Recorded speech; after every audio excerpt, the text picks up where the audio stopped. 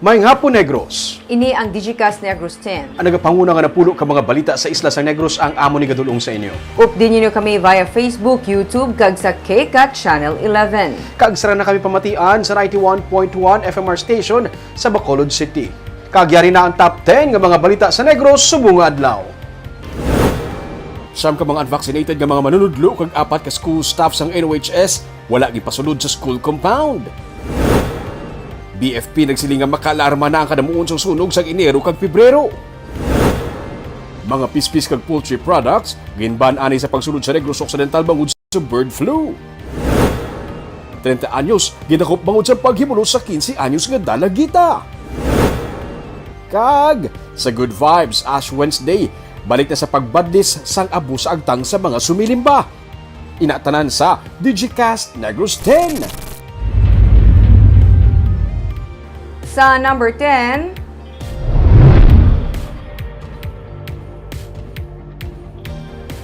mga commercial establishment ang full operation na sa idalom sang Alert Level 1 o kun new normal sa Bacolod. Liquor ban ang ginkakas naman. May-report si Nico Delfin. Subong ang una nga adlaw sang pagpaidalom sa Bacolod sa Alert Level 1 o kun ang ginakabig nga new normal. Wala na ang mga X-mark kag mga acrylic o kun plastic barrier sa mga bangko kag lamesa sang ini nga coffee shop sa Lopez East Center sa Bacolod. Pero ginlimitahan sang tagdumalahan sang kapihan ang mga bangko agod mapasiguro ang physical distancing sa idalom sang Alert Level 1. May alcohol man nga on standby para sa mga customer. Sandig sa executive order ni Mayor Evelio Leonardia, pwede nang 80% venue kun seating capacity para sa outdoor establishment kag 60% kun indoor venue. Dapat fully vaccinated lamang ang pwede, kag pwede man ang mga 18 years old below bisan unvaccinated. Pero bisan pag ginhalugan na ang mga pagsulundan, may mga kalanaan sa gihapon nga limitado ang dine-in service agod nga mas mapasiguro ang strikto nga pagpatuman sang minimum health protocol. Ang mga jeep halos punuan naman ang pasahero. Pwede naman ang full seating capacity bisan sa mga tricycle kung basehan ng Interagency Task Force Resolution para sa transport sector. Ang problema, maiwat ang pasahero. Kag tungod pa dayon man ang pagsaka sang presyo sang produkto petrolyo, amo nga ginpili sang pila ka mga driver nga mag-standby sa kilid sang dalan, tubtob may magsakay nga pasahero. Sige, ako parman, pwede man mo sunod sa kapan. Depende naman sa kwan. Depende man. Oo. Pero kung may abutan tabi may 5, pwede sila ka pasakay nyo. Ang ano lang gid subong awat lang gid ang pasahero. Awat ito nito. Bigano, binan kayo. Ginkakas naman ang liquor ban, kag gin-adjust na ang curfew nga magasugod las 12 sang gabi tubtob las 4 sang kaagahon. Ginakinahanglan gihapon ang vaccination card para sa mga inbound passengers kag pwede ang rapid antigen test result para sa unvaccinated o kon partially vaccinated travelers nga pasulod sa Bacolod. Nico Delfin para sa Digicast Negros.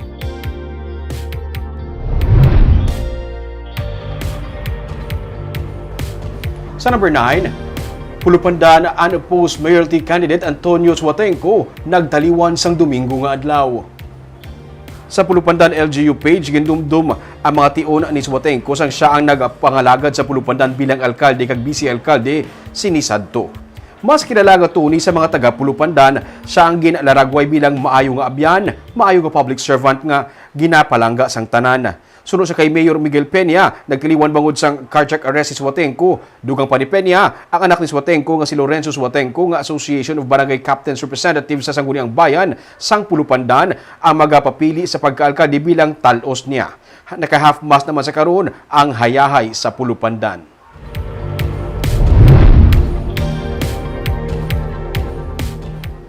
Sa number 8, mga punong barangay ang ginpaidalom sa seminar angot sa ilang mangin responsibilidad sa tiunsang kampanya.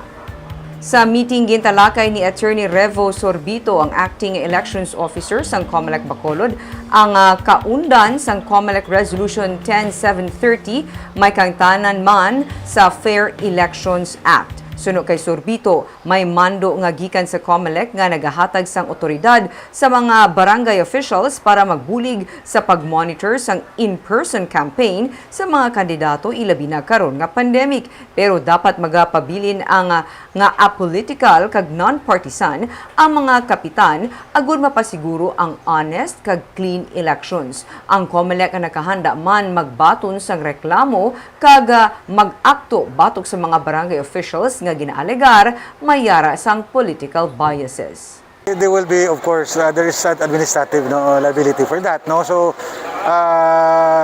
kabalo naman sila actually. Anong ilang mga limitasyon sa pangampanya, sa politika, anong hindi pwede, anong pwede. I know one of the reasons I met with them today is to, again, solicit and their cooperation, their support into making these elections successful. Sa number 7,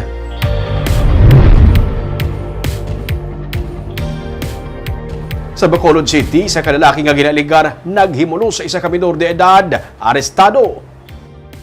Detained karon sa Police Station 7 ang isa ka 30 anyos nga lalaki matapos ginaligar iya ginimustan ang 15 anyos nga minor de edad nga iya kaingud balay sang Sabado sa kaagahon sa isa ka barangay sa Bacolod City. Sunod sa kay Captain Elmer Bonilla, hepe sa Police Station 7, gigakibot na lang sa bata nga sa iya pagsulod sa kwarto, iyaraan na ang sospek kag siya gintayaan sa kutsilyo kag ginhimuslan. Pilason man ang sospek matapos inigin pulihan sa mga himata sang biktima sang ilang mahibaluan ang natabo pagkasunod nga adlaw. Kaso nga rape, agin pasaka na batok sa sospek.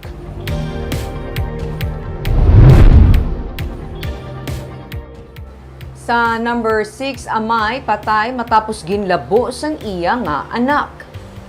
Patay ang 46 anyos nga si Mariano Aberina matapos labuon sang iya anak nga si Vic Mar sang Domingo sa barangay Mabini sa Escalante City. Sa investigasyon sang PNP, nagainom ang mag-amay sang hinali na lang magbaisay. Hana na kuntani nga labuon sang amay nga masami nagamaoy kung nakainom, suno sa pulis ang iya anak. Ugaling nakalikaw ini kag nakapalagyo. Iya ginbalikan ng iya amay kag ginlabo-labo sang espading tubtub mapatay. Wala na ginpasakaan sang kaso sang iya nga pamilya ang suspect.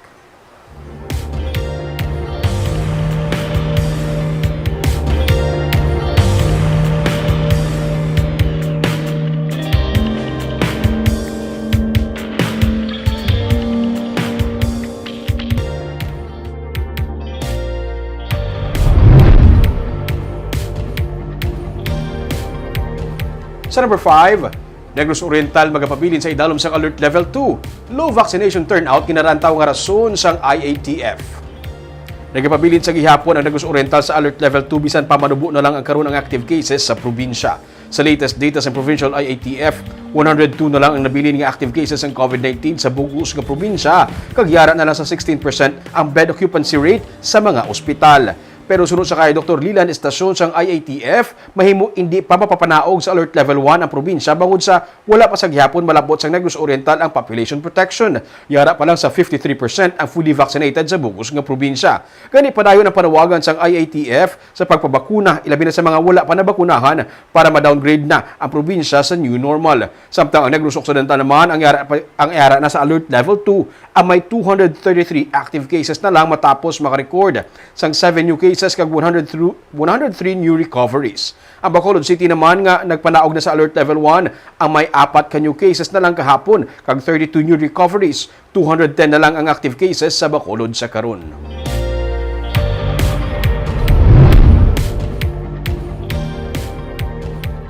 Sa number 4, Cadiz City Mayor Salvador Escalante ang wala pa makadesisyon kung sino nga presidential candidate ang iya nga pagasuportahan. Sunod sa alkalde, wala pa siya sa desisyon kung sino sa kay Vice President Leni Robredo o kung Ferdinand Marcos Jr. ang iya nga pagasuportahan. Ang iya nga pamilya o kung ang Escalante clan sunod sa iya ang para kay VP Leni. Ginpahayag niya man nga si Sagay City Mayor Alfredo Marañon III kag 2nd District Representative Leo Rafael Cueva ang para man kay VP Leni. Dugang pa ni Escalante nga ang Cadiz City bukas para sa tanan. Sang Grand Rally sang grupo ni Marcos nga unit team suno sa alkalde, nagbulig man siya padala sang supporters ni BBM para makatambong. Nakaschedule man si presidential candidate Isko Moreno Dumagoso nga magpatigayon sang campaign sortie sa syudad. Kunuyag man ni VP Leni nga magpatigayon sang pagpangampanya sa Cadiz City suno sa kay Escalante, siya ang lubos man nga ginaabi-abi. Sa pagka-vice presidente, iya nga pagasuportahan si Mayor Sara Duterte bilang pasalamat kay Presidente Duterte. Suno sa iya, sa Duterte administration, nagnubo ang illegal drugs activity sa Cadiz kag sila ang nakabaton man sang dalag ko nga proyekto gikan sa national government.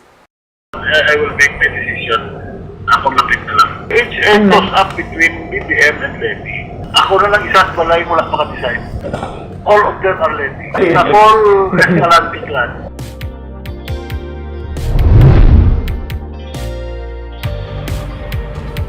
Sa number 3, natala nga shipment sa mga inugbula nga manok, itlog ug dressed chicken padulong sa Negros Occidental wala madayon. Ini kasunod sang pagkabaton sang impormasyon sang shipper nga ginapatuman karon ang Negros Occidental ang temporary total ban sa pagsulod sa tanan nga live, domestic kag wild birds. Lakip na ang ila sini nga mga produkto nga gikan sa tanan nga mga rehiyon sa pungsod. Nalakip man sa ban ang poultry meat, day-old chicks, mga itlog, semen kag manure. Sa mando ni Governor Eugenio Jose Lacson, ang ban nagsugod sang kahapon Pebrero 28 tubtob sa Marso 15. Sunod sa kay Dr. Rinanti Dicena, ang tikang ginapatuman matapos nga may mapositibo nga kaso sa highly pathogenic avian influenza H5N1 strain o kun bird flu sa Bulacan kag Pampanga. Sunod kay Dicena, ang among strain ang highly pathogenic o kun makamamatay kag makaapekto sa tawo. Tinutuyo sang ban nga mapangapinan ang poultry industry sa probinsya, lakip na ang mga pumuluyo sa mga epekto sang bird flu. Angot diri ang pagpahamtang sa mga checkpoints kag ang pagpabakod man sa biosafety, hygiene kag sanitation standards. Sa number 2, Bureau of Fire Protection ang nagakaalarma sa kadamuon sang sunog sa una nga duha ka bulan sang sini nga tuig. Pangabay nila sa mga pumuluyo nga unahon ang pagtawag sa bumbero sang sa mag-live o kung magkuha sang video. May report si Romeo Subaldo. Sa panugod sa tuig, sunod-sunod na ang mga insidente sa sunog nga nagluntad sa Bacolod kag Negros Occidental. Kung sang Enero kag Pebrero sang 2021, may 53 tanan ka mga sunog nga nagluntad sa probinsya, subong sa among man nga period, 114 na. Kung nabaloro sang halit naman ang pag-istoryahan, halin sa 7.4 billion pesos sa sulod sang duha ka bulan sang last year, subong 13.7 million na. Sunod sa Provincial Fire Director sang Negros Occidental nga si Chief Inspector Kim Celiso, makaalarma na ang mga numero. Masami, bulan sang Marso nagadamo ang fire incident pero wala pa makatapak ang bulan sang Marso. Amat-amat na nga nagasaka ang mga numero. So alarming na siya. So we have to be very careful. Sa fire prevention man since actually the proclamation 115A was declared because of the statistics report. Na-observe sa statistics nga ang March is dira ang pinakadamo ng sunog. Siguro sa Chimpo, summer, nagasulod ang summer gida sa March. Pebrero pa lang pero mainit na ang panahon kag makusog ang hangin. May nakita sila nga pattern nga posible magsaka pagid ang fire incident sini nga bulan sang Marso.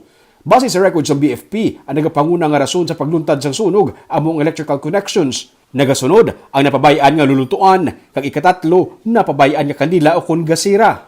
Ang nakita naman nga rason sang BFP kun nga nagaluntad ini ang mga gubaon ang mga gamit kag madugay na kag wala ma-inspect ang electrical connections. We have may ara kita nga may failure sang equipment naton. Example aton mga electric fan, mga mga electrical equipment naton nga ginagamit sa balay. Tapos ang aton wiring wala ta na pa-rewire. Mga dugay ta nga wiring, mga dilapidated na. Kaina, bilang panugod sang Fire Prevention Month, nagparada ang mga fire trucks sa dalanon bilang panawagan sa mga pumuluyo nga maghalong kag mangin alerto. Isa man sa ginapangabay nila sa mga pumuluyo nga kung may magluntad nga sunog sa inyong lugar, unahon anay ang pagtawag sa bumbero antes mag-live o kung mag-video. Anay pag-video kag ibutang sa social media. First, call us before nga mag-video ka mo. Kay mostly, ang nakita namon, ginabidyoan na eh. Kapangayo kami bulig sa inyo. Especially maka-witness ka mo, please call us first before you vlog. Ang BFP, hindi lamang mga bumbero, rescuers naman sila sa karon. Sa bisan ano nga sa isang emergency cases, nagaresponde man sila. Humalin Hunyo tubtub Pebrero, may 441 sila tanan ka mga vehicular accident nga ginrespondihan. Nagapanguna ang Bacolod, kag ginasundan sang San Enrique. Kaag sa numero 1 sa mga balita, subong adlaw.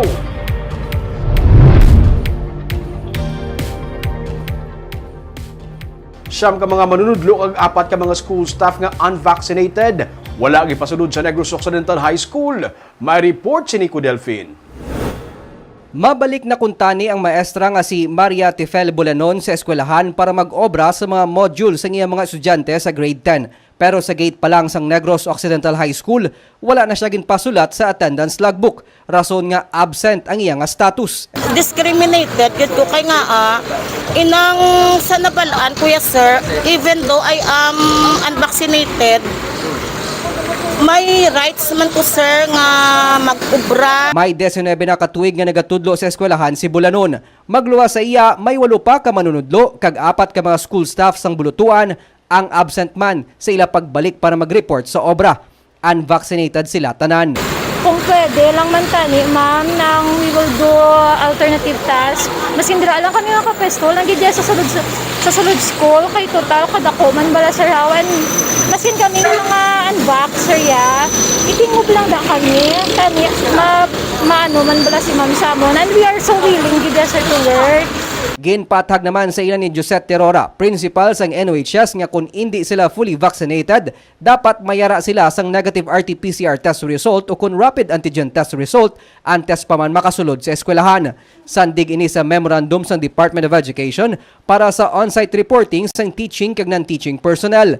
Gayo sila nga, if possible, may alternative kung nga maka ano din sila secure area. Di sila maayo sa akon, dapat sa ano sila maayo. Sa ATF.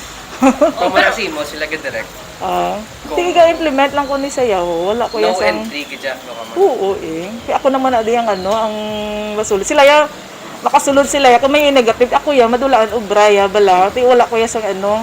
Ti 3-5 sir, ti every 2 weeks kami na iya makaamo na. Ti kabalo naman kamo sa maestra sir, tindog lang may ara kami sir, wala na ya buunod bulsa namon. Para naman sa mga maestra, isa ini kasay isang discrimination. Magluwas nga magasto na para sa ila ang testing. Pero sunod sa pamunuan sang bulutuan, nagasunod lang man sila sa pagsulundan sang DepEd kag para mapangapinan ang masobra sa 200 pa ka mga manunudlo sang eskwelahan. Nico Delfin para sa DGCast Negros. Sa Good Vibes, was Ash Wednesday ang panugod sang Lenten season para sa simbahan Katoliko. Pwede naliwat nga makabadlis sang abo ang mga pari sa mga sumilimba, patimaan sang amat-amat nga pagbalik sa normal. May report si Romeo Subaldo. Sa sulod sa duha ka tuig, hindulaan na internasyonal nga paghaplas sang abo sa agtang sa mga sumilimba kun Ash Wednesday sa simbahan Katoliko. Inibilang pagsunod man sa health protocols sa tiun sang pandemya. Puas, sa panugod sang Lenten season, liwat na nga igabalik sang simbahan ang kinaangdan niya pamaagi sa paghaplas sang abo.